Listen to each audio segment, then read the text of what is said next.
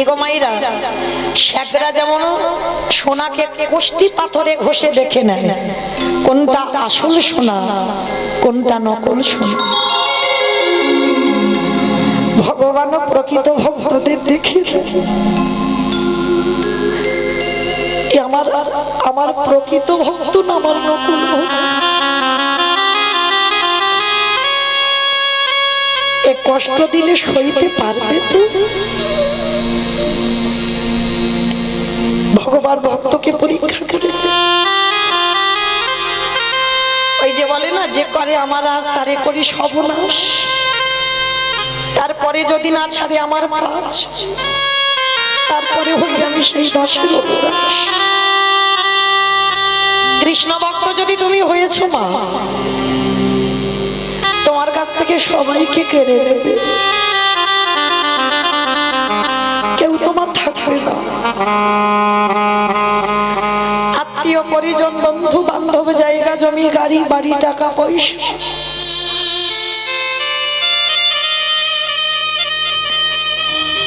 সারা জীবন তুমি কাঙালি হয়ে থাকবে।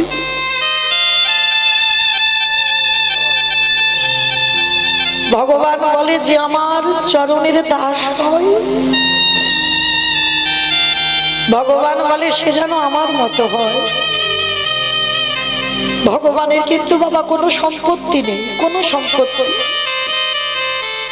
ভগবানের কাছে কিছু চাইলে ধন সম্পদ সে তো মা লক্ষ্মীকে বলবে যাও লক্ষ্মী দিয়ে এসো, তাই না? ভগবানের হাতে কি কিছু আছে? মা লক্ষ্মীকে বলবে মা লক্ষ্মী দিয়ে আসবে। তাহলে যতই ভগবানকে ডাকো না কেন, লক্ষ্মী কালী দুর্গা সরস্বতী মনসা শীতলা ভক্ত যারা তাদের ঠিক আছে, কিন্তু যারা কৃষ্ণ ভক্ত হয় ও মরার আগের দিন পর্যন্ত মা তাদের চোখের জল ফুরাবে না। ভগবান বলে ওকে আমার করে নেব, তো আমার করে নিতে গেলে ওকে তো সব ফুল হারিয়ে বসতে হবে, শুধুমাত্র আমার হয়ে যেতে হবে। আর ভক্ত সর্বস্ব ত্যাগ করে যতদিন না আমার চরণে সমর্পণ হয়, আমি সেই ভক্তকে কোনোদিন আমি আমার করে দিই না। তাই ভগবানের কাছে মা যদি কোনোদিন কেউ কিছু চাও, একটা জিনিস চাইবে, কৃষ্ণ একটা কথা মনে রাখবি, না চাইতে সব দিয়েছি, আর চাওয়ার মতো তোর কাছে কিছু নেই। তবে কৃষ্ণ রে তোর চরণ বলি আমি জানাই,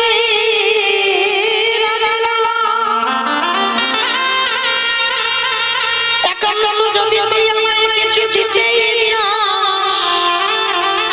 এই জগতে আমার কাছ থেকে সব কিছু কেড়ে নে। কিছু আমার কাছে রাখতে হবে না, কিন্তু আমার কাছে একটা সম্পদ রেখে দিন। কি সম্পদ চাইবে?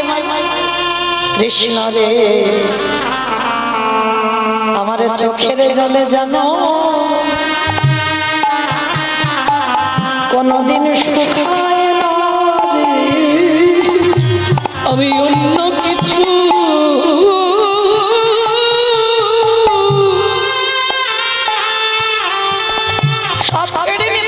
আমি অন্য কিছু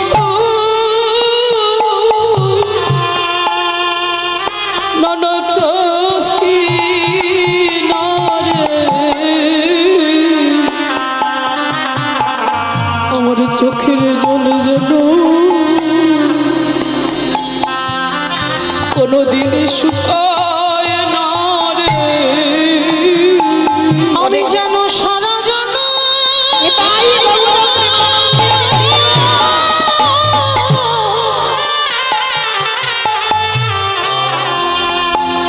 আমি যেন সারা জন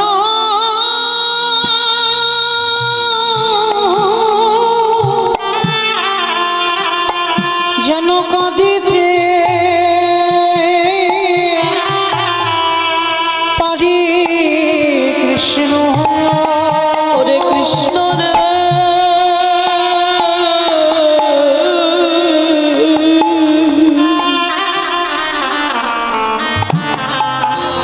চোখের জলে যেন তোমার সৃষ্টি তোমার বিধান মানে না যেই না হীরা চন্ডাল এসে ঘরের দরজায় দাঁড়িয়েছে, দেখে না ততক্ষণে তাল পাতার কুড়ে ঘর পুড়ে শেষ। চিৎকার করে ডাক দিল, দয়া মা।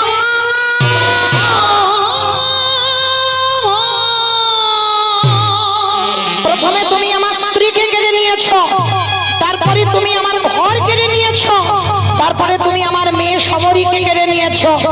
এবার আমার পালা তো, আর তোমাকে কেড়ে নিতে হবে না, আমি আসছি তোমার কাছে।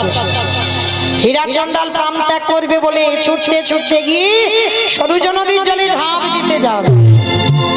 এমন সময় পিছন থেকে শবরী মা গাভীর উদরের নিচেতে বসেছিল, পিছন থেকে ডাক দিয়েছে, পিতা। কে ডাকবো আমি এমন করি? পিছন ঘুরে দেখে না গাভীর উদরের নিচে শবরী চুপটি করে বসে আছে। বাবা গিয়ে দেখলো মেয়েটা কি করছে জানো? ওই বসে বসে বট বৃক্ষের তলে শবরী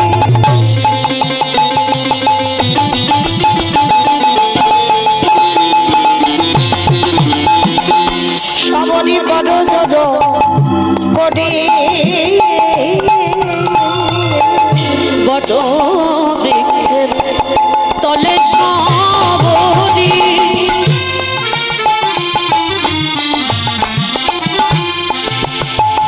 শবরী বড় জজ করে ওই না গাভীর দলে ভজন শ্রী হরিহর গাভীর দলে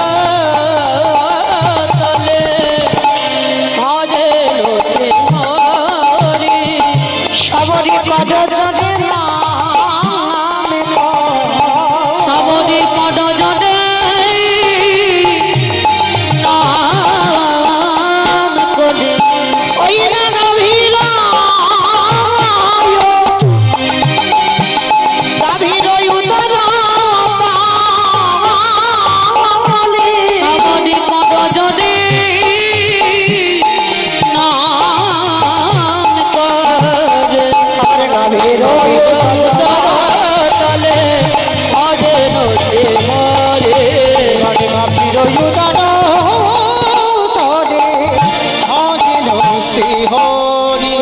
এইবার বসে বসে নিরজনে নাম জপ করছি, আর বাবা হীরা চন্ডাল এসে বলছে, শবরী তোর কিছু হয়নি মা?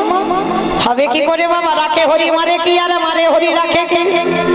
যে আমার মাতৃ স্নেহে দুগ্ধ পান করিয়ে যায়, ওই আগুন থেকে এই গাভী আমায় বাঁচিয়ে নিয়ে এসেছে। হীরা চন্ডাল গাভীর চরণ চাপড়িয়ে ধরে বলছে, ওরে মানুষ যেটা পারে না সেটা তুই পশুকুলে জন্ম নিয়ে করে দেখা। ওরে আয় আয়, আজকের তোর কাছ থেকে শিক্ষা হয়ে গেল। দেখবেন মা, এখানে যদি একটা গন্ডগোলের সৃষ্টি হয় না, বহু মানুষ আসে, বাবা বলে দরকার নেই ওখানে মাথা দেবার, চল পালাই চ বাবা, কোথায় এখানে থানা পুলিশ হয়ে যাবে, দরকার নেই ওখানে থাকা। আচ্ছা, তো আজকে হীরা চন্ডাল বলছে, তুই একজন পশুকুলে জন্ম নিয়ে তুই দেখিয়ে দিলি এমন ভালোবাসা আমার জানা ছিল না। নতুন করে আবার একটা পাতার কুড়ে ঘর, এ তো আর আমাদের মতো একতলা দুতলা তিনতলা বিল্ডিং নয় যে সময় লাগবে। পাতার কুড়ে ঘর একটা তৈরি করলো। ভগবান মনে মনে ভাবছে, বাবা এর মাকে কেড়ে নিলাম, ভক্ত জব্দ হলো না, ঘর পুড়িয়ে দিলাম, ভক্ত জব্দ হলো না, দিব্যি দাঁড়িয়ে আছে। এইবার তৃতীয়বারে পরীক্ষা, এইবার দেখি ওই মেয়ে কি করে। হঠাৎ 3 দিনের জ্বরে দৈব দুর্ঘটনায়, তখন শবরীর বয়স মাত্র 6 বছর, দৈব দুর্ঘটনায় হীরা চন্ডালের মৃত্যু হয়ে গেল। বলেন মা, একটা 6 বছরের মেয়ে যার কেউ থাকে না, বাবাই ছিল সাহারা, সে বাবাও যদি চলে যায়, সে মেয়েটার দিন চলবে কি করে? ওই পঞ্চবটির বনে আর কেউ থাকে না, শুধু ওদের একটা কুড়ে ঘর, চন্ডাল জাত আর মতঙ্গ সাধুদের আশ্রম ছিল। শবরী মা বাবার মৃত্যুর পর কিভাবে দিন চলছে জানো? ভক্তদের দিকে তাকিয়ে দেখেন বাবা, জীবনে কত ঘাত প্রতিঘাত পেয়েছে। ওই মতঙ্গ সাধুরা প্রসাদ পেয়ে যে উচ্ছিষ্ট গুলো এঁঠো পাতা ফেলে দিত, কুকুর বিড়ালে এঁঠোগুলো খেত না। সবরই মা খিদে সহ্য করতে না পেরে ওই কুকুর বিড়ালদের সঙ্গে ওই মতঙ্গ সাধুদের এঁঠোগুলো তুলে তুলে খেত। একদিকে কুকুর বিড়াল খায়, একদিকে সবরই মা খায়। কি গো মায়েরা, দেখবেন আমাদের দেহটা চিকিৎসা করে বাবা রোগে যেন ভরপুর। ওষুধ না হলে দিন চলে না, নিত্য ওষুধ না খেলে তুমি চলতেই পারবে না। এই যে আমি গান গাইছি না, ওষুধ ছাড়াই তো হবে না। তাহলে আমাদের দেহটাই রোগে ভরপুর। কিন্তু যারা রাস্তার পাগল দেখেছেন, চিকিৎসা করে দেখবে একটাও রোগ পাবে না। বিড়াল কুকুর খায়, সেখানেও তারা খায়। তাদের কোনোদিন বাবা ঘুমানোর জন্য মটির লাগে না, অলআউট লাগে না, মশারি টাঙাতে হয় না। ড্রেনে নর্দমায় কুকুর বিড়াল ঘুমাচ্ছে, ওরা দিব্যি ঘুমিয়ে আছে, নোংরা বস্ত্র ঘুমিয়ে আছে, আস্তে আস্তে ঘুমিয়ে আছে। ভগবান বলে না, এ জগতে যার কেহ থাকে না, আমি আছি। কারণ ভগবান জানে ওদের যদি ব্যাধি হয় দেখবে কে, ওষুধ খাওয়াবে কে। হ্যাঁ? আজকে সেই ভক্ত বাৎসল্য ভগবান আজকের এসে দাঁড়িয়েছে কোথায় বাবা? সবরী মাকে পরীক্ষা নিচ্ছে। বাবার মৃত্যুর পর ওই মতঙ্গ সাধুদের এঁঠো কুড়িয়ে কুড়িয়ে খায়। আমার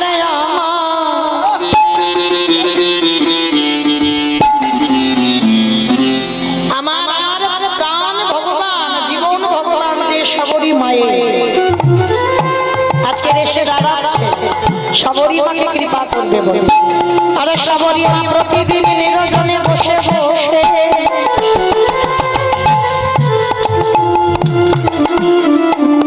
ওই নিরজনে বসে বসে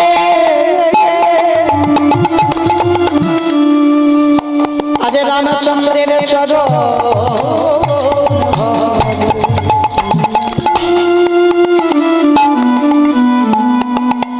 দেখো দেখো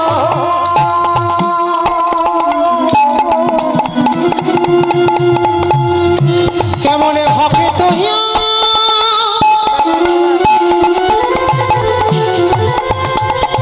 কেমন ভক্ত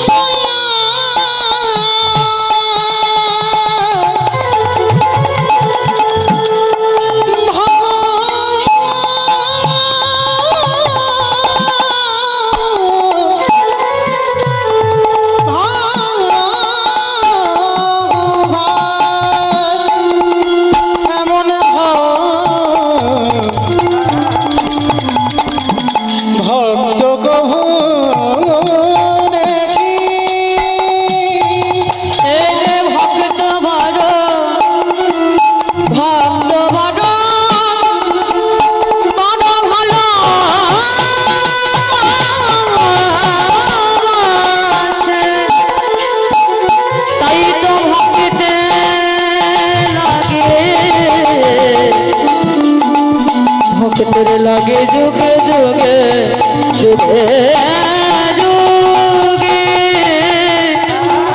যুগে যুগে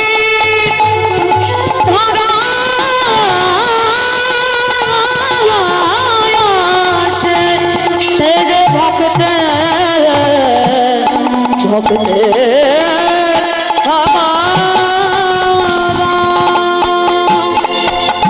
সবরী মা কি করে? প্রতিদিন মনে মনে চুরি করে সাধু সেবা করে। মামাইরা চুরি করে সাধু সেবা করা যায়? সবরী মা করে দেখিয়েছে চুরি করে সাধু সেবা। মতঙ্গ সাধুরা প্রসাদ পাই নিজেরা রান্না করে, সবরী মা ওই জঙ্গলে জঙ্গলে ওই ঘুরে ঘুরে শুকনো কাঠ কুড়ায়। আর ওই শুকনো কাঠের বোঝাগুলো মাথায় নিয়ে সবরী মা রান্নাঘরে দেয়। আজকে সাধুরা বলা বলি করছে, এই রান্নাঘরে এত কাঠ কোথা থেকে এলো? তুই এনেছিস? সে বলে তুই এনেছিস, সে বলে তুই এনেছিস, কেউ আনেনি। তাহলে এনেছে কে? সাধুরা ছলনা করে ঘুমাবার ভান করে আছে। আর সবরীমার বয়স তখন 6 বছর। দিনের বেলা মেয়েটা বাড়িতে থাকে আর রাত্রিবেলা জঙ্গলে যায়। আর জঙ্গলে গিয়ে কি করে জানো? একেবারে বলে একেবারে বলে রে, একেবারে বলে রে আমার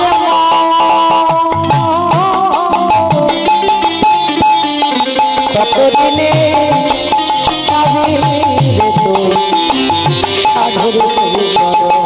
একেবারে বলে রে, একেবারে বলে রে, বলে রে আমার কতদিনে পাবি রে সাধুর শ্রীচরণ। একেবারে বলি রে আমার কতদিনে পাবি তুই সাধুর শ্রীচরণ। ওরে কতদিনে পাবি রে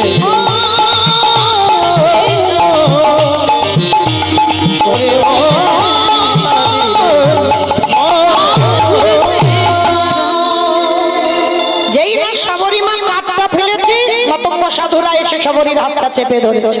এই মেয়ে, ও তার মানে তুই এই কাঠের বোঝাগুলো দিয়ে যাস? নাম কি, থাকিস কোথায়, বাড়ি কোথায়, বাবা মাকে, কোথা থেকে এসেছিস? সবরীমা বলে উঠল, আমি সবরী। ও তুই সেই হীরা চন্ডালের মেয়ে না? ছি ছি ছি ছি ছি, তুই কিনা এইভাবে চুরি করে সাধু সেবা করিস? হ্যাঁ, তোর ওই পুরানো জ্বালানি কাঠ দিয়ে আমরা নিজেরা রান্না করে প্রসাদ পাই? হ্যাঁ, ছোট জাতের একটা মেয়ে, হ্যাঁ, নিজ স্কুলে যা জন্ম তো। সমস্ত সাধুরা দূর দূর করে দাঁড়াচ্ছে। সবরীমা একটা কথা বলে ফেলেছিল, আচ্ছা বাবাজি, তোমরা যে বারবার বলছো আমি ছোট জাত, ছোট জাত, ছোট জাত, মুচি হয়ে সুচি হয়ে যদি কৃষ্ণ ভজে, সুচি হয়ে মুচি হয় যদি কৃষ্ণ ভজে, তাহলে কিসের জন্য আমার ভগবানের যখন জাত বিচার নেই, তোমাদের এত কিসের জাত বিচার হয় গো? তোমরা আমাকে ছোট জাত, ছোট জাত, নিচু জাতি এরকম বলে গালিগালাজ করছো। সাধুরা আরো রেগে গেল, তবে রে তুই এইটুকু মেয়ে, তোর কাছ থেকে শিক্ষা নেব আমরা? ওই যে জ্বালানি কাঠ এনেছিল না, ওই কাঠ নিয়ে সবরীমাকে মারছে। দূর হয়ে যা, বেরিয়ে যা, দয়া মা।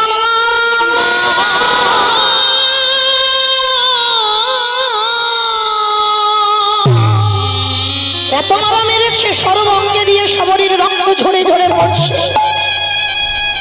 তথাপিও আমার ভগবান দেখা দিয়েও দিতে পারছে না। কেন দিতে পারছে না? এখনো দেহটা শুদ্ধ হয়নি। বাবা মা সংস্কারে ভগবানের ভক্ত, কিন্তু নদী পার হতে গেলে তো বাবা একটা নৌকা লাগবে। সাঁতার কেটে নদী কি সবাই পার হতে পারবে? পারবে না তো, তাহলে নৌকা লাগবে। আর সেই গুরুরূপী নৌকাটাকে আশ্রয় করতে হবে। আর গুরুরূপী নৌকাতে চাপলে তবে বাবা, এখন তো দুর্লভ একটা সদ্গুরু। জগৎটা তো ভেজালে পরিপূর্ণ বাবা, সব তো সাজাতে পরিপূর্ণ। গুরু যদি ধরতে হয়, গুরু তাকে বলে বাবা শিষ্যের শরীরের ব্যাধি গুরুদেব নিতে পারবে। কারণ তুমি যখন গুরুদেবের বাম দিকে বসে মন্ত্রটা নিয়েছো, গুরু শিষ্যের ভেদাভেদ থাকে না বাবা, ছিদ্র হয়ে যায় দেহটা। শিষ্যের শরীরের পাপপূর্ণ গুরুর শরীরে আসে, আর গুরুদেবের শরীরের পাপপূর্ণ শিষ্যের শরীরে আসে, আদান প্রদান হয়ে যায়। তাহলে এখনকার গুরুদেবদের একজন গুরুকে বলতে পারবে আমার শরীরে একটা ব্যাধি হয়েছে, গুরুদেব তুমি একটু নিয়ে নেবে? একবার বলে দেখো গুরুদেবকে নিতে পারে কিনা? পারবে না। তাহলে গুরু যদি হতে হয়, শ্রী শ্রী রামকৃষ্ণ পরমহংস দেবের মতো গুরু হও। ওই রকম গুরু ধরো। গিরিশের গলায় ক্যান্সার হলো, সেই ক্যান্সার ঠাকুর নিজের গলাতে নিয়ে নিল। কেন? ঠাকুর বলল জগতে আমার আর প্রয়োজন নেই, তুই হলি নাট্যাচার্য গিরিশ। তোর নাটক যখন সমাজে বাজবে, তোর নাটক যখন সমাজের মানুষ শুনবে, দে তোর ওই ক্যান্সারটা আমার দে তো দেখি। কি গো বাবা, নেই গিরিশের ক্যান্সার? তাহলে গুরু ধরতে হলে আমার মহাপ্রভু বলছেন এই রকম সৎগুরু আশ্রয় করো যার গুরু শিষ্যের ভেদাভেদ থাকবে না। তাহলে আজকের এসে বাবা শবরীমার সামনে এলেও দেখা দিতে পারছে না কেন? শবরীমা বাবা মা সংস্কারে ভক্ত, কিন্তু দেহটা শুদ্ধ হয়নি, এখন শুদ্ধ করতে হবে তো। আর ওদের মধ্যে একজন সাধু ছিল যার নাম হচ্ছে রামানন্দ স্বামী। এই রামানন্দ স্বামী হচ্ছে শবরীমার দীক্ষা গুরু। শবরীমা তখন তো ছোট, কোলে করে তুলে নিয়েছে, ওকে মেরো না গো, মেরো না, ও মরে যাবে, ওইটুকু বাচ্চা, ওইটুকু দুধের বালক, ওইটুকু মেয়ে, মেরো না ওকে। শবরীমাকে নিয়ে বলছে চল আজকের আমি তোকে রাম মন্ত্রে দীক্ষা দেব, তুমি দীক্ষা দেবি? হ্যাঁ চল। মতঙ্গ সাধুদের আশ্রমে আজকে দীক্ষা দিলেন রামানন্দ স্বামী শবরীমাকে। আর দীক্ষা দেবার পরে বলছে শোন মেয়ে, যা কিছু খাবি খবরদার ভগবানকে যেন না দিয়ে কোনোদিন ভুল যেন না হয়, দিয়ে খাবি, কেমন? যা কিছু খাবি। শবরী ছোট্ট বলছে গুরুদেব আমার তো কিছু নেই। কে বলেছে তোর কিছু নেই? তোর যেটা আছে জগতে অনেকের সেটা নেই। কে গো মাইরা, শবরীমার আছে কি? কিছু নেই, কিন্তু আছে কি? ভক্তি। ভক্তি যার কৃষ্ণ তার সর্বশাস্ত্রে কয়, ভক্তি না থাকিলে কৃষ্ণ দেখিও কিভাবে হয়। ও মাইরা বলো তো ভগবান সব থেকে কাকে বেশি ভালোবাসে? টাকা ভালোবাসে, টাকা। টাকা ভালোবাসে? কাকে ভালোবাসে? ভক্ত। বাহ, ভক্ত। কেন ভালোবাসে ভক্তকে? কেন ভালোবাসে? ভক্তের কাছে যে সম্পত্তি আছে সেই সম্পত্তি আমার ভগবানের নেই। সেই সম্পত্তি আপনাদের কাছে আছে বলে এত গরমে বসে আছে, কিন্তু ওই ব্যাপার নেই। ও বাসি হাতে ওইখানে দাঁড়িয়ে থাকতে পারে, কিন্তু এইখানে বসতে পারবে না। ও দাঁড়াতে পারে কিন্তু বসতে পারে না। কেন? ভগবানের সব আছে, সরৈশ্বর্যপূর্ণ ভগবান, 16 কলায় পরিপূর্ণ, অনিমা মহিমা প্রাপ্তি প্রকর্মা লঘিরা নিশিতা কামা বসিতা স্থিতি ঐশ্বর্য বীর্য যশ শ্রী জ্ঞান বৈরাগ্য লীলা কৃপা, 16 কলায় পরিপূর্ণ, 64 গুণাধিপতি কৃষ্ণ, পূর্ণ ব্রহ্ম সনাতন ভগবান, সব আছে, কিন্তু একটা জিনিস নাই। সেটা কি না? সেটা হলো ভক্তি। যার জন্য সবসময় বাবা ভগবান ভক্তের পায়ে পায়ে জড়িয়ে জড়িয়ে বেড়ায়। কেন জানো? মানে পায়ে পায়ে ঠেকিয়ে বেড়ায়। কেন জানো? কারণ ভগবান জানে আমার কাছে তো ওই সম্পত্তিটা নেই। হ্যাঁ, যদি ভক্ত সঙ্গ করতে করতে ওই ভক্তি যদি কিঞ্চিত আমার আসে, ওই জন্য ভক্ত সঙ্গ করে। এইবার রামচন্দ্রের রাম মন্ত্রে দীক্ষা দিল শবরীমাকে। আর শবরীমা যেই না সরুজুর ঘাটে নেমেছে স্নান করবার জন্য, আর যে ঘাটে নেমেছে ওইটা মতঙ্গ সাধুদের ঘাট। সাধুরা বলেন হাই হাই হাই হাই গো, আমাদের ঘাট অপবিত্র হয়ে গেল গো, ছি ছি ছি ছি ছি ছি। অমায়েরা যখন দূর দূর করছিল, শবরীমা রেগে গিয়ে অভিশাপ দিয়েছিল, এই মুহূর্তে অভিশাপ দেব, আমি চণ্ডালিনী হতে পারি যদি আমার হৃদয়ে রাম ভক্তি থাকে। এই সরুজ নদীর জল অপবিত্র হোক, এই নদীর জল কৃমিকীটে পরিণত হোক, এই জল দেব সেবায় শিব সেবায় লাগবে না, এর তীরে কুকুরে প্রস্রাব করে দিন। অমায়েরা একটা কথা বলি, নয় নয় করে, আর আমি বেশিক্ষণ নয়, 15 মিনিট পরে আমি আপনাদের চরণ থেকে চলে যাব। তো আর কবে দেখা হয় বলা তো যায় না, বাঁশি যদি ডাক দেয় আমায় চলে যেতে হবে, কেমন? তাহলে কৃপা করে যখন সাক্ষাৎ হলো, আর হোক বা না হোক, আমার কমিটি দাদা ভাইরা আপনাদের চরণে যাবেন, যার যেমন সামর্থ্য আছে, যার যেমন ক্ষমতা আছে। আর বিশেষ করে আপনারা দেখতে পাচ্ছেন ভিতরে আমার মন্দির নির্মাণের জন্য সবেমাত্র গাঁথা শুরু হচ্ছে। হ্যাঁ, সবে বনে তৈরি হয়েছে। কৃপা করে আপনারা একটু যদি বেশি বেশি কিছু করে দেন, তাহলে আমার বিশ্বাস মন্দিরটা আসে। গলায় নেন, গলায় নেন।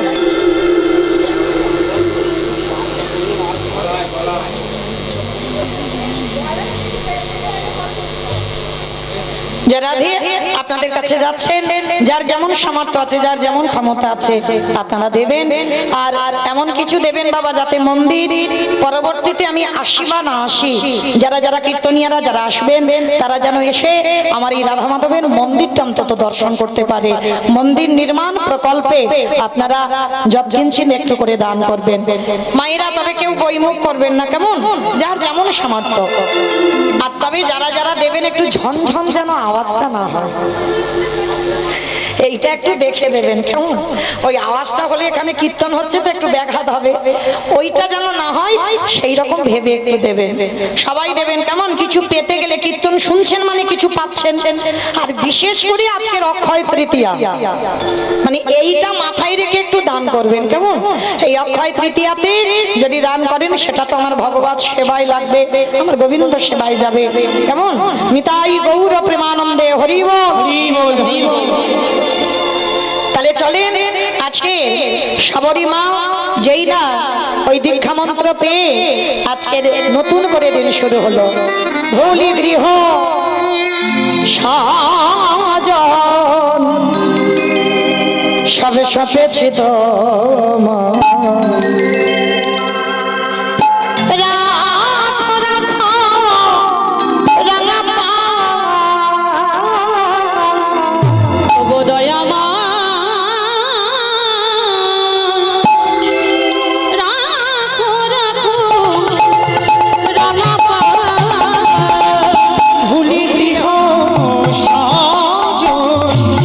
সবে সপেছি তোমায়,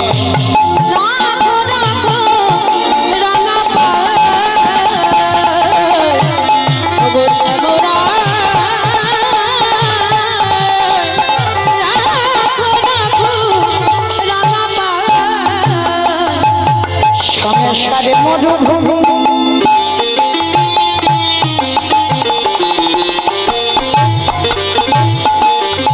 নাহি তোর ছায়া,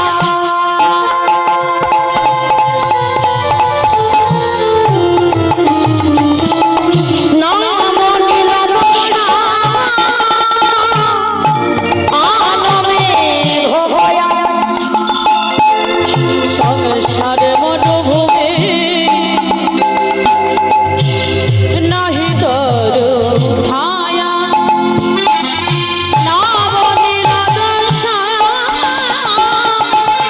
আলো মায়া, আনন্দ ভবনে নন্দ দুলালে আনন্দ নিপবনে নন্দ তব ভুজাও দিন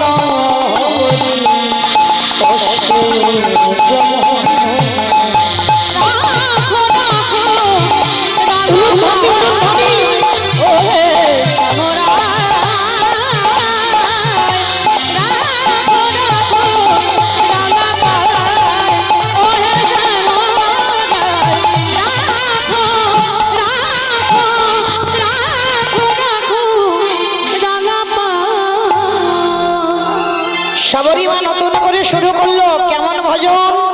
নিত্য বাবা জঙ্গল থেকে ফল পাড়ে, যে ফল টক তিতো নিজে খায়, আর যেটা খেয়ে দেখে নাই মিষ্টি সেইটা রামের জন্য তুলে রাখে। কি গো মায়েরা, বাজার থেকে আঙুর কিনে এনেছো, এত টক খাওয়া যাচ্ছে না, ভালো করে বুঝবেন। আর সেই আঙুর ফলটা নিজে না খেয়ে না দেখে ভগবানকে দিয়ে দিলেন, ভগবান খাবে? তোমার যদি টক লাগে ভগবানেরও নিশ্চয়ই টক লাগবে। তুমি যদি লবণ দিয়ে খাও তাহলে আঙুরটা দিয়েছো, একটু লবণ পাশে দিয়েছো, দাওনি? ভালোবাসা, ওই যে বললাম ভালোবাসা শিখতে হবে। দোকান থেকে মিষ্টি কিনে এনেছো বাবা, এত গন্ধ, খাওয়া যায়? তাহলে নিজেরা খেতে পাচ্ছি না, ভগবান খাবে কি করে? ভগবানের জন্য রান্না করেছো, সে সংসারের কাজের জ্বালাতে লবণ দিতে হয়তো ভুলে গেছো, বেখেয়াল হয়ে গেছো, লবণ দাও না। তাহলে যে তরকারিতে লবণ দাওনি আমার ভগবান নিবেদন করে দিয়েছো, তাহলে ভগবান কি কষ্ট হবে না? তোমার তোমার যখন জিহ্বার স্বাদ আছে, ভগবানের তো স্বাদ আছে। অনেকে বলে না ভগবানকে দিতে হবে, মানে আগে একটু খেয়ে দেখতে নেই। আমি হরিবাসরে বলে যাচ্ছি, দেখে তারপরে দাও। যদি তোমার উপযুক্ত হয়, তোমার যদি সুস্বাদু লাগে, তবে ওটা আমার ভগবানের সুস্বাদু লাগবে। আর যদি তোমার ভালো না লাগে, আমার ভগবানের ভালো লাগবে কি করে? প্রমাণ তো সবরই। ফল খেয়ে দেখছে, যেটা টক যেটা তিতো সেটা নিজে খায়, আর যেটা সুস্বাদু সেটা অর্ধেক করে খেয়ে রামের জন্য রেখে দেয়। যেদিন আমার রাম আসবে, সেদিন আমার রামকে এই ফল আমি খেতে দেব। কিন্তু মা অর্ধেক করে খাওয়া ফল থাকে বেশি দিন, পচে যায়, পোকা লেগে যায়। কিন্তু দেখবেন অনেক অনেক ফল শুকিয়ে যায়, পচে যায় না, নষ্ট হয়ে যায় না, শুকিয়ে যায়। আর যেগুলো শুকনো হয় সেইগুলো রেখে দেয়, কারণ অনেক দিন করে থাকবে তো বাবা, শুকনো ফল রেখে দেয়। ভগবান রামচন্দ্র থাকতে পারছে না। সবরই ওই ভক্তি, সব ভক্তরা বাবা এই ভক্তির জোরেই কিন্তু পেয়েছে ভগবানকে। এত প্রেম।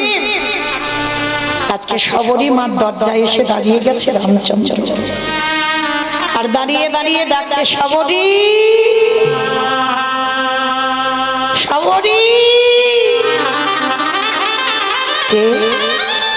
কে আমায় সবরী সবরী বলে ডাকছে? কে তুমি? বয়স হয়েছে তো, সে ছোট মেয়ে আর নেই।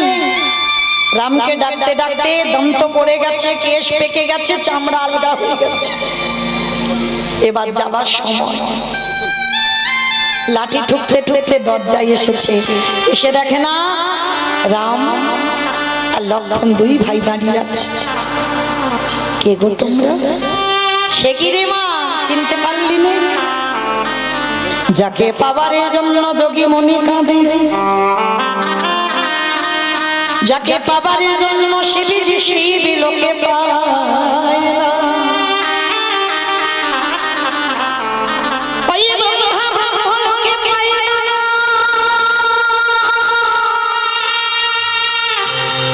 ওই যোগে গণে যোগে পাই না, মনে গণে মনে পাই না, ধ্যানে গণে ধ্যানে পাই না। সেই চরণ আজ তোর দরজায় এসে দাঁড়াইছে।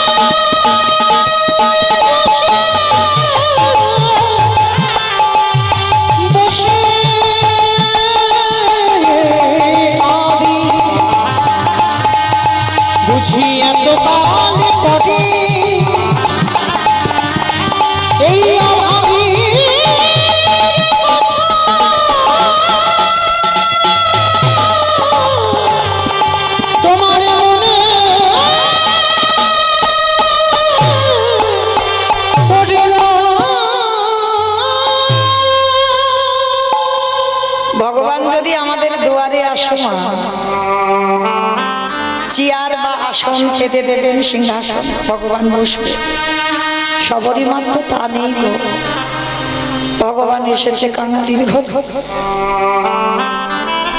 কিসে করে বসতে দেবে? সবরই মা ছুটে গেল জঙ্গলে, একটা শুকনো পাতা এনেছে, পাতা বিছিয়ে দিয়েছে। চরণ ধোবাবে, সে পাত্র নেই ভগবানের চরণ ধোবাবার মতো। আর ভগবানের চরণ রাখতে গেলে মা স্বর্ণ পাত্রে রাখতে হয়।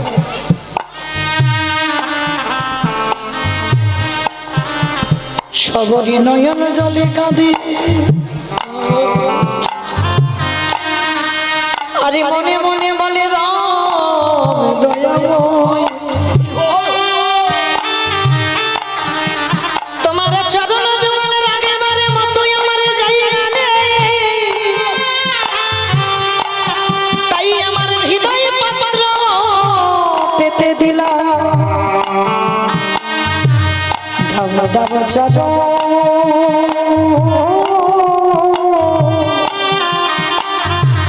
আমার হৃদয়ে ওহে রাম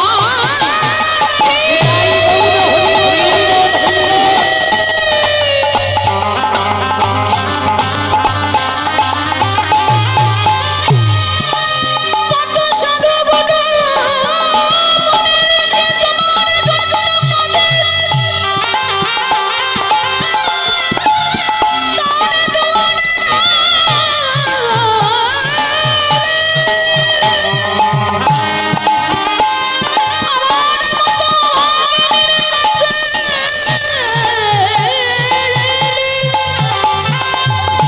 বলে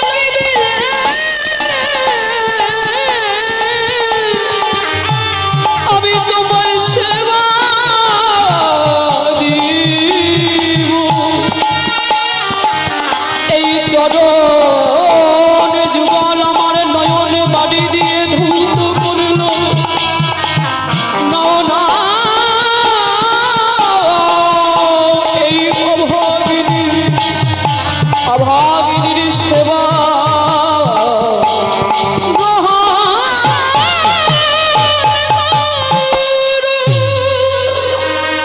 চরণটা চোখের জলে ধোয়াচ্ছে মামা তাহলে কতটা জল বাহির হলে তবে চরণ ধোয়ানো যায়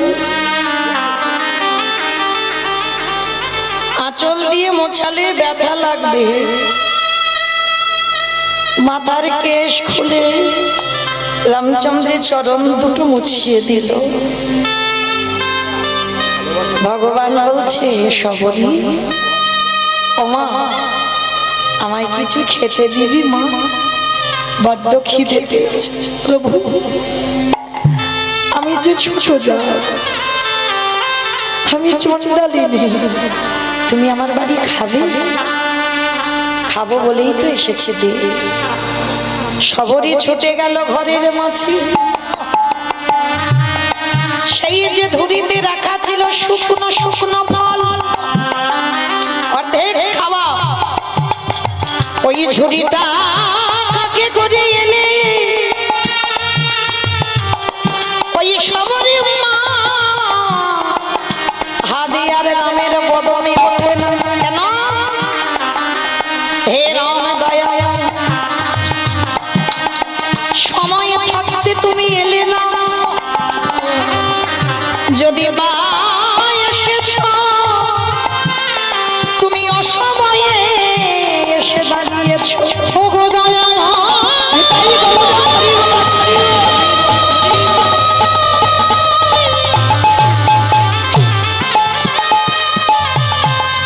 প্রভু আমার বলিতে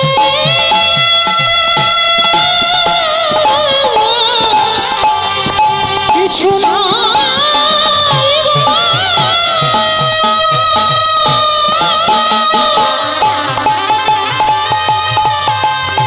প্রভু আমার যাচ্ছে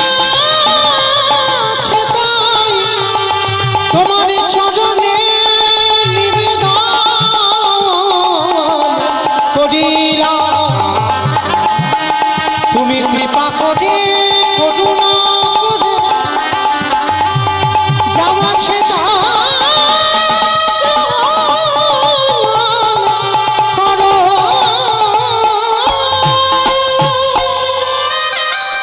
আমি ভক্ত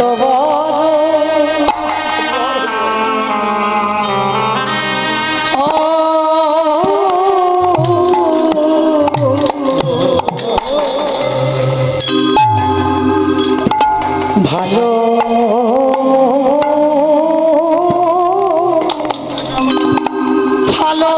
ভালোবাসি শুধু এ যুগে না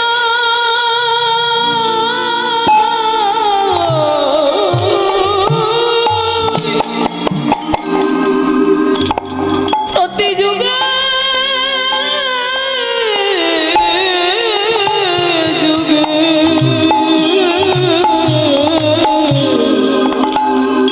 ওরে সব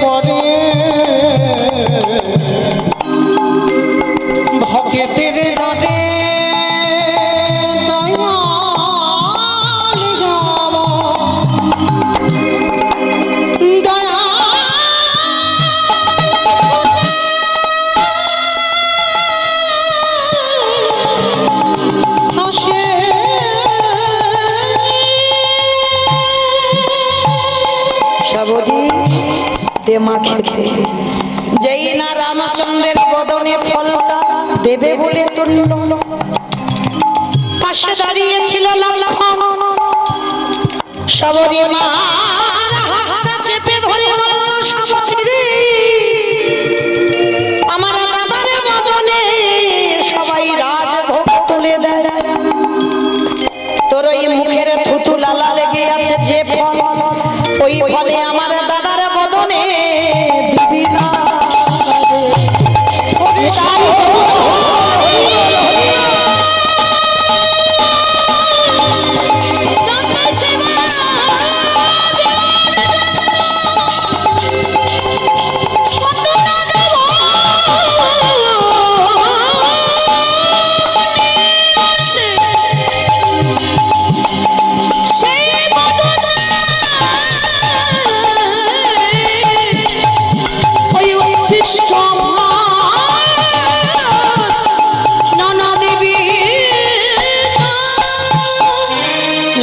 ফলটাকে কেড়ে নিয়ে দূর করে ফেলে দিয়েছে। আর ফলটা যখনই দূর করে ফেলে দিল, সঙ্গে সঙ্গে সবরি মা রেগে গিয়ে বললেন, ওরে অপদার্থ, আমার মুখের থুতু লালা লেগে আছে বলে তোর দাদার বদনে দিতে দিলি না, কিন্তু একবারও দেখলি না ওতে কত প্রেম ভক্তি ভালোবাসা মাখানো আছে। আমি ছেড়ে দেব না, এই যে ফলটা ফেলে দিলি অভিশাপ দিলাম তোকে। যেদিন তুই মৃত্যুর সঙ্গে লড়াই করবি, এই ফল যেখানে ফেললি এর থেকে একটা গাছের জন্ম হবে, আর ওই গাছের পাতার রস না হলে কোনোদিন তুই প্রাণ ফিরে পাবি না, পাবি না, পাবি না। যে ফলটা ফেলে দিয়েছিল উচ্ছিষ্ট ফল, তার থেকে জন্ম নিল বিশল্য করলি পাতা।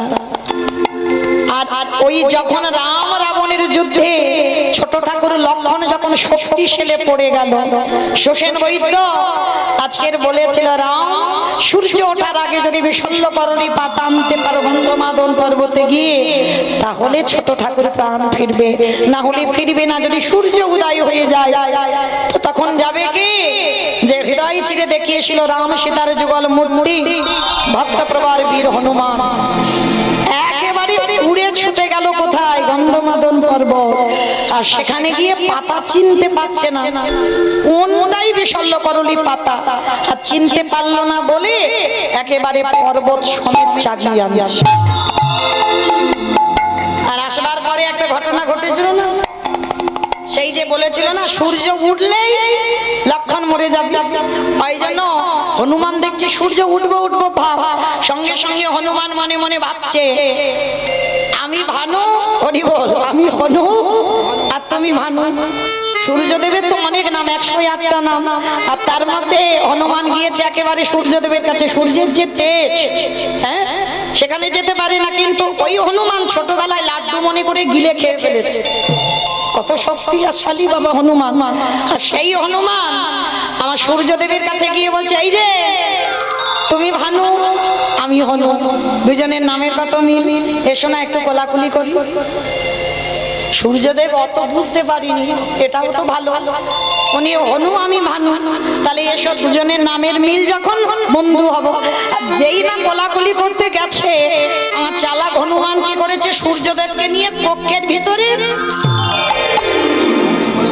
এইবারে করজোর করে বললেন, এই সূর্যদেব, ক্ষণকালের জন্য তুমি আমায় ক্ষমা করে দাও, তুমি হলে দেবতা আর আমি হলাম ভক্ত, তবে তোমার থেকে আমার শক্তি বেশি নয়, তবে এখন আমার শক্তি বেশি। কেন?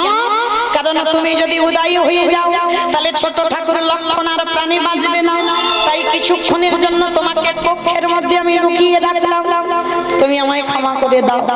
এই ঘটনাটা ঘটেছিল না? তাহলে আজকের যেই না গন্ধমাদন পর্বতটা এনে রাখলো, আর সেই বিশল্য করলি পাতা চিনে পাতার রসটা নিগড়ে নিয়ে লক্ষণের বদনে দিচ্ছে। লক্ষণ প্রাণ ফিরে পেয়ে প্রশ্ন করলো, ওগো দাদা গো, এই জগৎ সংসার আছে,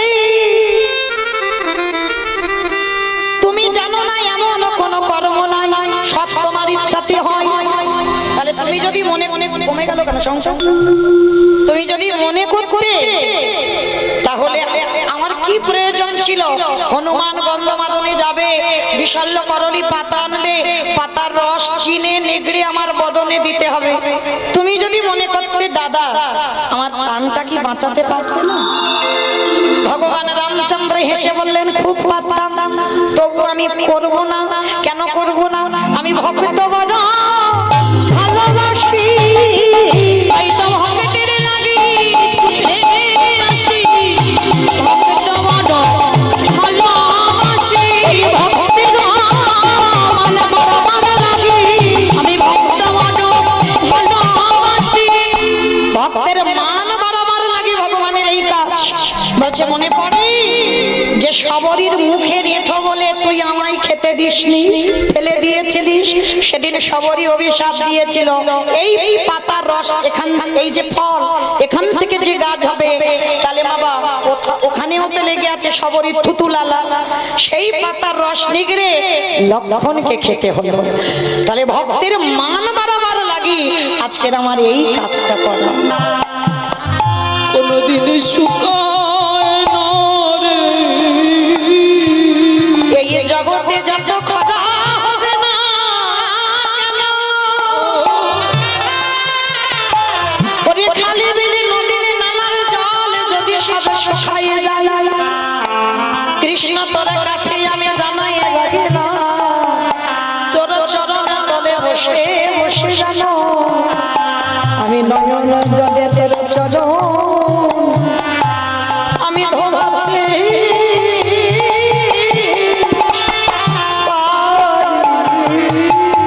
কৃষ্ণ প্রেমে ভক্তি,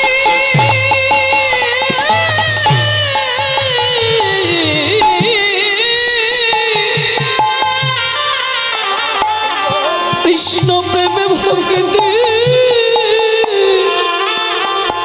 অনুরাগ দিয়ে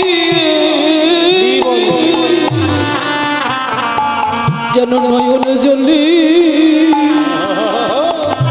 চরণ ধোয়াতে পারি। প্রত্যেককে বলে যাই ভগবানের কাছে যদি কোনোদিন চাইতে হয় একটা জিনিস চাইবে। কি চাইবে জানো? তোমার নামে নিতে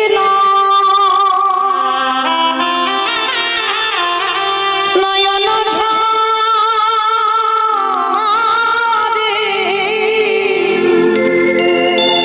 প্রেম বন্যা দেশে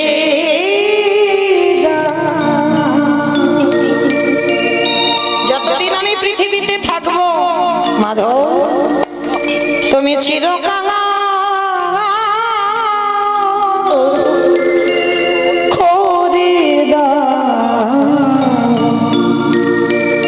করে দাও ধরা হরি নামে নিতে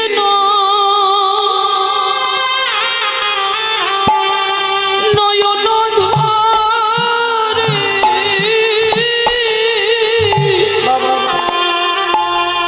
ওগো প্রেম বন্যা হে সে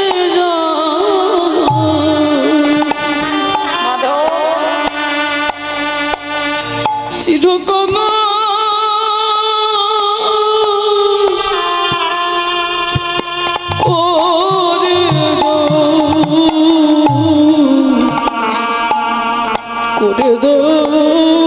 করে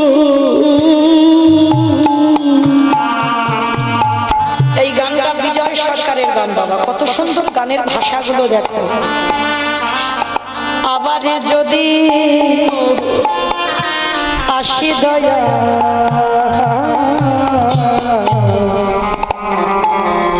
এ ভব সংসারে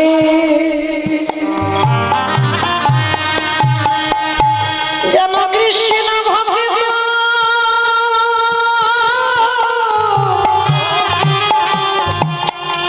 মায়ের গরে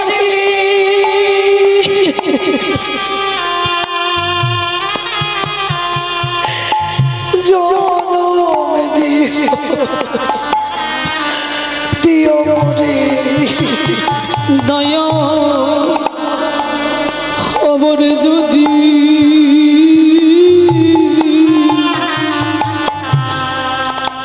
আসি দয়া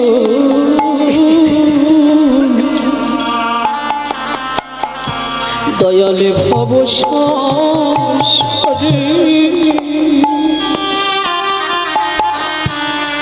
যেন কৃষ্ণ ভক্তি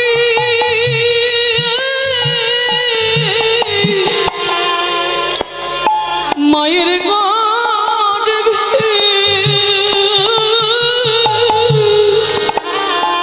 জন্ম দিও রে। সেদিন আমি মুছি হয়ে দয়ালয় আমি সূচি সেদিন মুক্তি হয়ে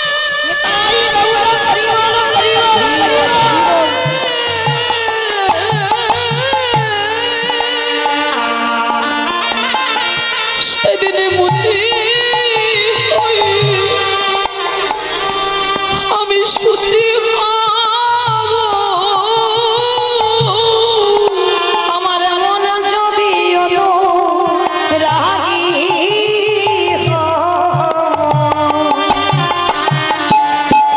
চিরকঙ্গ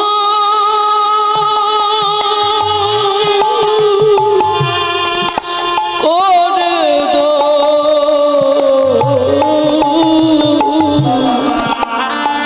উঠে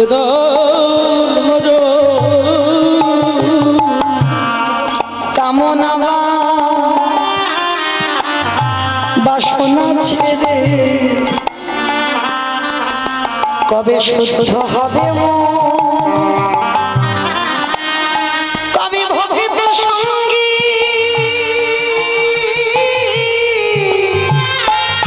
প্রেমে বারঙ্গী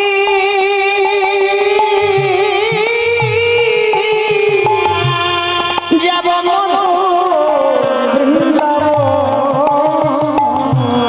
দয়াল কামনাম এবার তোমার চরণে আমার আশ্রয় দিও। বাসনা ছেড়ে আর যে পারি না দয়াল। কবে কবে ভক্ত সঙ্গে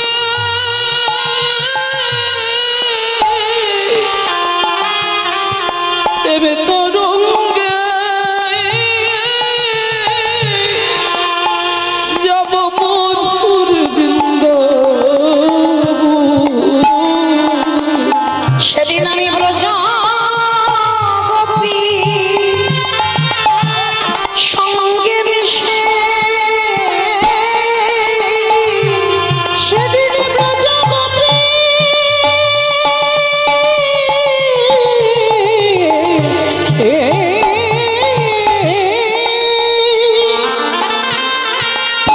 সেদিন ব্রজ গোপী সঙ্গে মিশে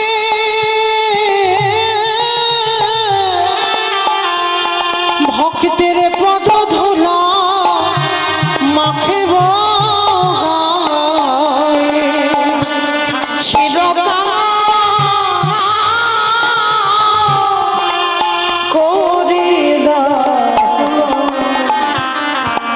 করে দাও দয়াল গুরু গো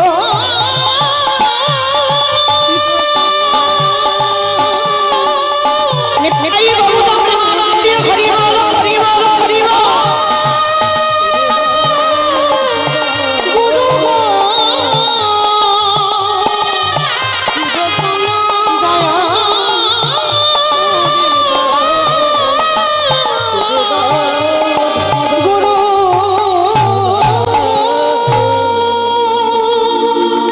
ভগবান আজকে সবরীকে দ্বিতীয়বারে যাচাই করে নিল। প্রথমে বাবা মাকে তো কেড়ে নিল, আর দ্বিতীয়বারে পরীক্ষা শুরু হলো।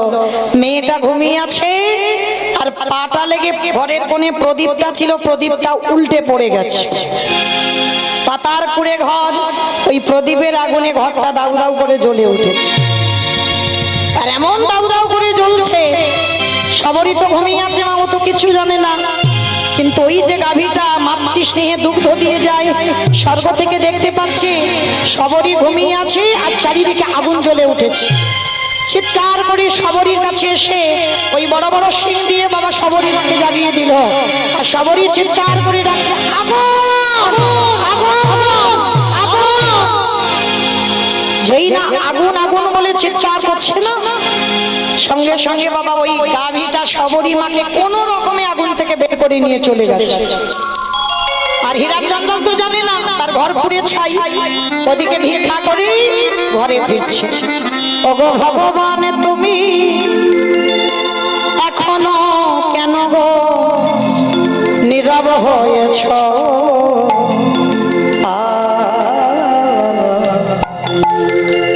তোমার সৃষ্টি তোমার বিধান মানে না কে ভগবান।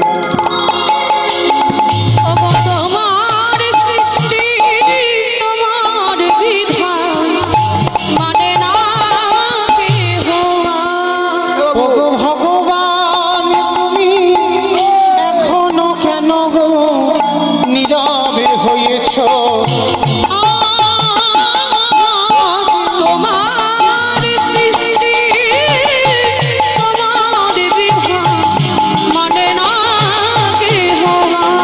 ওগো তোমার সৃষ্টি তোমার বিধান মানে না কে ভগবান।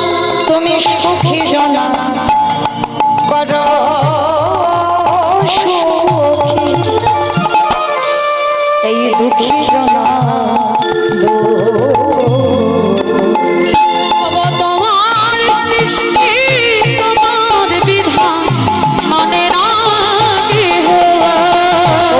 ভগবান তুমি নীরবে হয়েছ?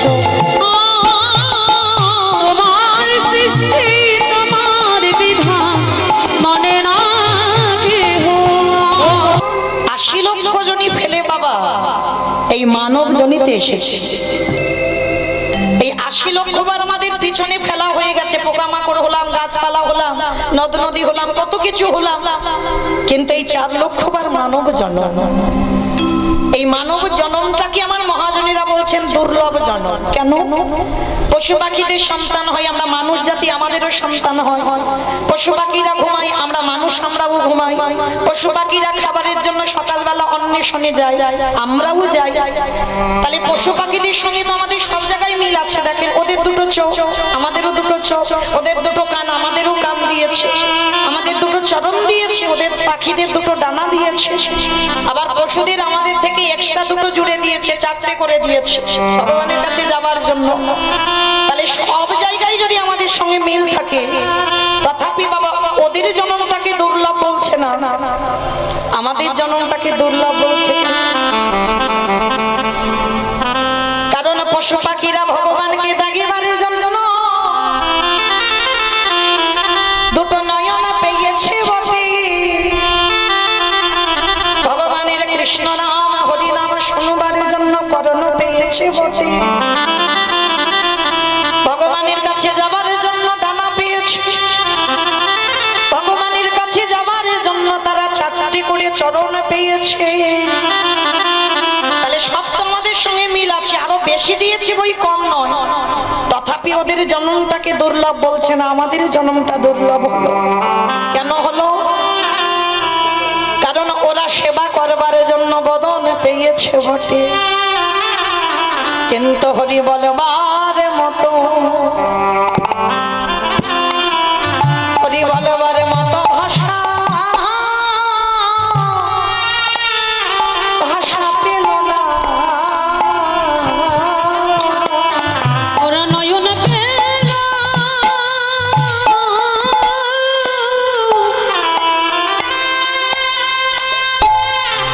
নয়ন পেল বদন পেল বটে।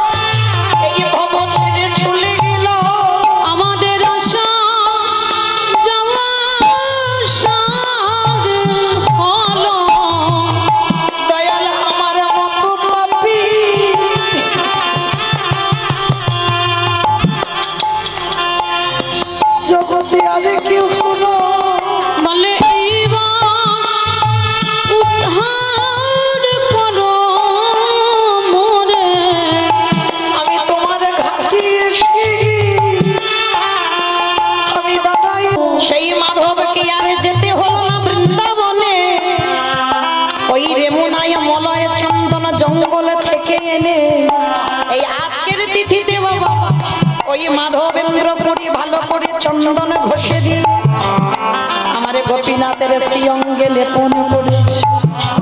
ভগবান বলছি এটা আমার কারণ নয়, কারণটা কি?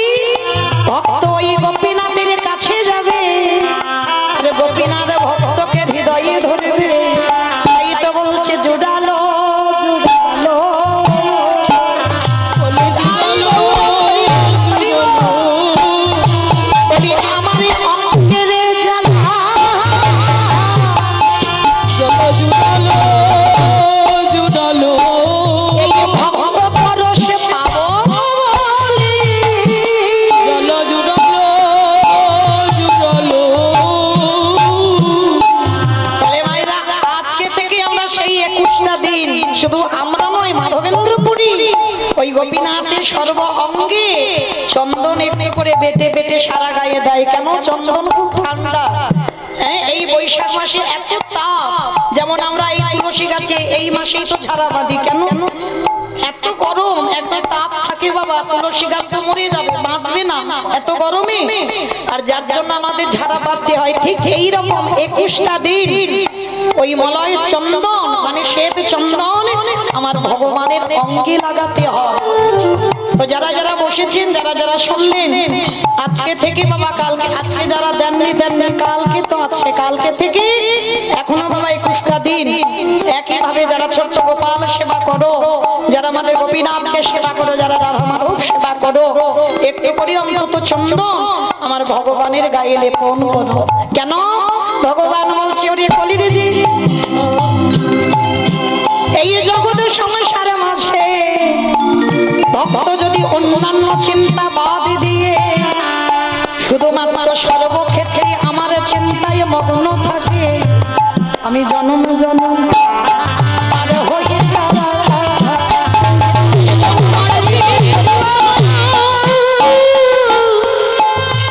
আমার চিন্তা সবাই করে, আমি জন্ম জন্ম তারে হয়ে তাহলে আজকে দিনে বাবা সেই চন্দন যাত্রা শুরু হচ্ছে। আবার আজকে তিথিতে বাবা সূর্যদেব মহাভারতে দ্রৌপদীর হাতে দিয়ে তুলে দিয়েছিল বাবা অক্ষয় পাত্র। এই অক্ষয় পাত্রটা কেমন জানো? মানে কোনদিন আজকে তিথিতে যারা যারা যা কিছু করেছো বাবা ভয় হবে না, সব অক্ষয়। কারোর সঙ্গে ঝগড়াঝাটি করোনি তো? আর ঝগড়াঝাটি করেও যদি থাকো না, এটাও অক্ষয়। হ্যাঁ, এটাও সারা জীবনের ঝগড়াঝাটি দ্বন্দ্ব বিবাদ থেকেই গেল। তো আজকে এই সূর্যদেব দ্রৌপদীর হাতে তুলে দিয়েছিল অক্ষয় পাত্র। কেমন জানো পাত্রটা? মানে লাখো লাখো কোটি কোটি ভক্ত যদি আসে, এই পাত্রের অন্ন প্রসাদ বা খাবার কিছুই ফুরাবে না কোনদিন। তবে হ্যাঁ, তখন ফুরাবে যদি আমার দ্রৌপদীর প্রসাদ পাওয়া হয়ে যায়। এইবার রামচন্দ্র শবরী মাকে বললেন, শবরী এ জন্মে পরবর্তী দলকে হরিবাসরে আসবার জন্য অনুরোধ করছি, আমার লীলা সমাপ্ত। শবরী এইবার যেই না দাঁড়িয়েছে বাবা, রামচন্দ্র বললেন, মা এ জন্মে তোমার হাতের ফল খেতে দিল না আমার ভাই, এর পরের জন্মে আমি খাবো।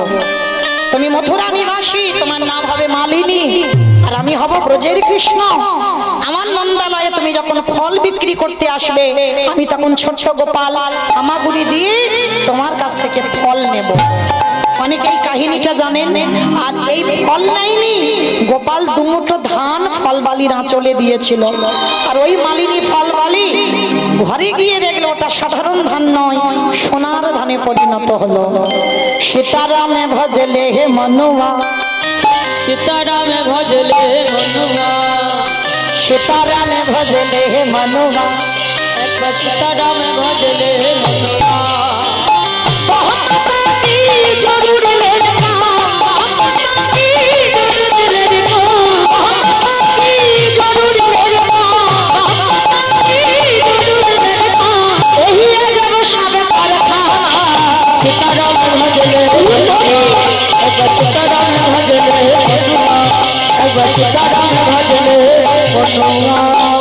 শবরী মা বললেন,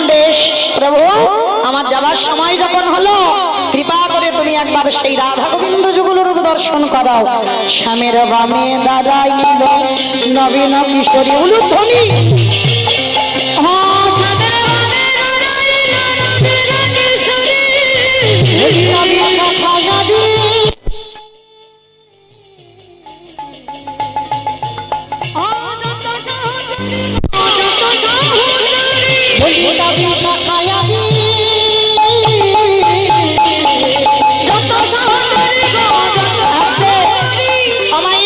এই সময়টা মোটে ভালো নয়, এই সময়টা খুব খারাপ সময়। কেন জানো? দিনের শেষ, সন্ধ্যা শুরু, চারিদিক থেকে কলি আসতে চায়, আর কলি যাতে ধারে কাছে না আসে, তার জন্য তোলো দেখি একবার হাত সবাই। পদ্মের পাতায় হে পাতায় দিচ্ছে করতা, পদ্মের পাতায় পাতায় দিচ্ছে করতালি।